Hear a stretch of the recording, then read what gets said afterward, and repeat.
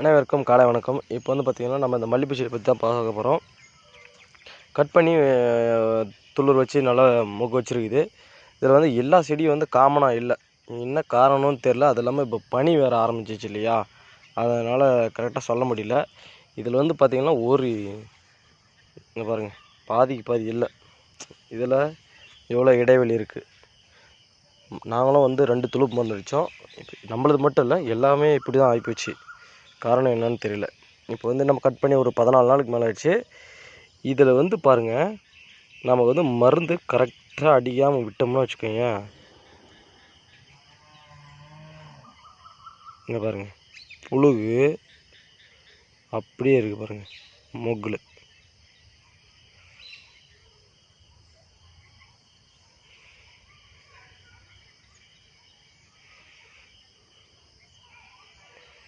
நம்ம விவசாயம் வளருதோ இல்லையோ, ஆனால் இந்த விவசாயத்தில் இந்த பூச்சி கண்டிப்பாக வளருது.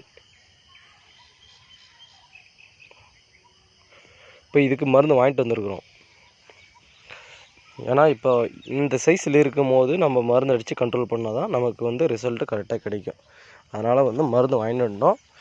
இதுலேயும் வந்து பார்த்திங்கன்னா ஒரு சில இதெல்லாம் வந்து மொக்கு வந்து பெருசாக இருக்கும், ஒரு சில இதெல்லாம் சின்னசாக இருக்கும். அதாவது இப்போ இதெல்லாம் வந்து பார்த்திங்கன்னா கொஞ்சம் பெருசாக இருக்குது. இது வந்து காரணம் என்னென்னா, நம்ம கட்டிங் பண்ணும்போது இதெல்லாம் வந்து உள்ளே இருந்திருக்கும், மிஸ் ஆகிடும்.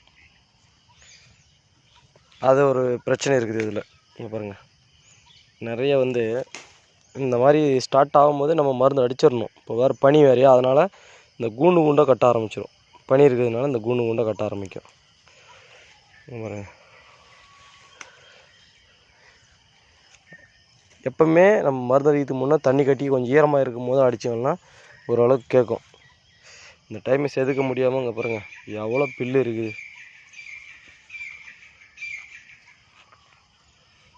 செதுக்கினது கொஞ்சம் கம்மியாக இருக்குது, செதுக்காது ஃபுல்லாக பில்லு இருக்குது.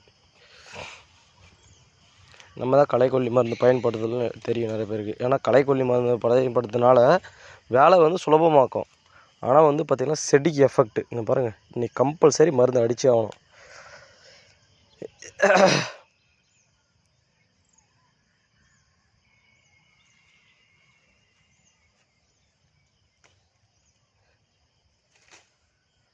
இதெல்லாம் இப்படி இதுன்னா என்ன பண்ணுறது?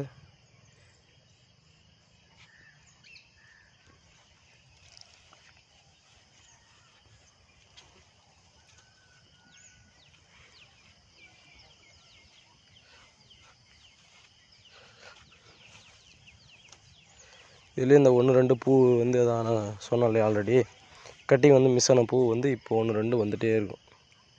அதுதான் ஒரு 3 மருந்து கொடுத்துருக்காங்க. மேக்ஸ் அப்படின்னு சொல்லிட்டு ஒரு மருந்து, அதுக்கப்புறம் ஜேக்கிங் அப்படின்னு சொல்லிட்டு ஒரு மருந்து, இன்னொரு வந்து ஒரு பவுட்ரு ஒன்று கொடுத்துருக்காங்க. அதனால் அந்த பவுட்ரு வந்து 1 ஹவர் முன்னாடியே இல்லைனா 2 ஹவர் முன்னாடியே வந்து எந்தளவுக்கு ஊறுதோ அந்தளவுக்கு நல்லாயிருக்கும் அப்படின்னு சொன்னாங்க. நான் ஒன்றும் அதை செக் பண்ணல. நான் ஒரு 10 மணிக்கு அடிப்பேன். அதுக்கு முன்னாடி நல்லா கொஞ்சம் ஊற வச்சிடணும். ஒரு செடியில் வந்து இவ்வளோ மொக்கு வந்து வேஸ்ட்டுச்சுன்னா அப்போ செடி ஃபுல்லாக வந்து எவ்வளோ வேஸ்டேஜ் ஆகும். அதே மாதிரி இன்னொன்று முக்கியமான ஆகுது, நம்ம மல்லிகைப்பூ செடியில் நமக்கு இந்த 20-20 மருந்து நமக்கு செட் ஆகலை. இந்த மண்ணுக்கு 20-20 மண் மருந்து வந்து செட் ஆகலை. தண்ணி விட்டோம்னா அடிச்சுட்டு போகுது. இங்கே பாருங்கள், இது வந்து இப்படி பண்ணுது. நெக்ஸ்ட் டைம் வேறு இன்னும் நிறைய மருந்து இருக்கு இல்லையா, அது எதாவது பயன்படுத்துவோம்.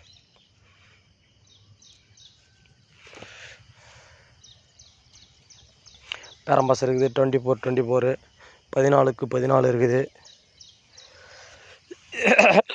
நிறைய இருக்குது. அந்த மாதிரி ஏதாவது நம்ம கண்டிப்பாக அதில் தான் பயன்படுத்தி ஆகணும். ஏன்னா நம்ம மண்ணுக்கு செட் ஆகலைன்னா வேறு ஏதாவது மாற்றி கண்டித்தான்.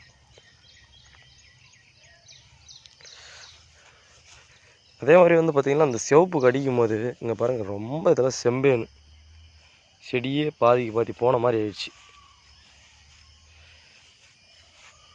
இது ஒரு 3 செடி வந்து இந்த மாதிரி ஆயிடுச்சு கண்டினியூவாக. மற்ற செடியெல்லாம் கூட ஓரளவுக்கு பரவாயில்ல.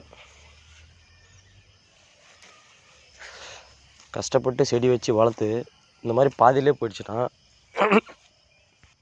அப்புறம் எப்படி நான் விவசாயம் பண்ணுறது? நாங்களும் விவசாயத்துக்கு ரொம்ப இம்பார்ட்டன்ட் கொடுத்து தான் பார்த்துக்குறோம். அப்பயே முடிய மாட்டேங்குது. அவ்வளோதான். இது ஃபுல்லாகவே வேஸ்ட்டு. இது விட்டோம்னா நமக்கு தான் ஆபத்து. பாருங்க,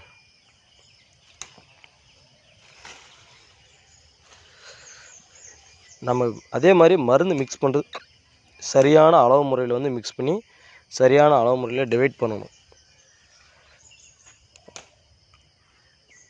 ஒரு அளவு டப்பா வச்சு 5 டப்பா ஊற்றுறோம்னா 5 டேங்குக்கு ஊற்றிக்கணும். நம்ம வந்து 5 டப்பா வச்சுருப்போம், ஆனால் வந்து அது 7 டேங்கை டிவைட் பண்ணுவோம். அது பத்தாது.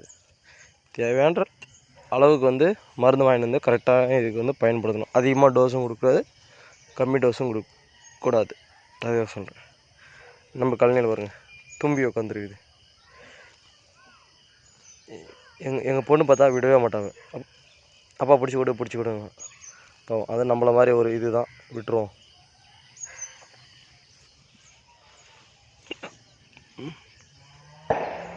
நீங்களும் மல்லிகைப்பூ செடி வச்சுருந்தீங்களா?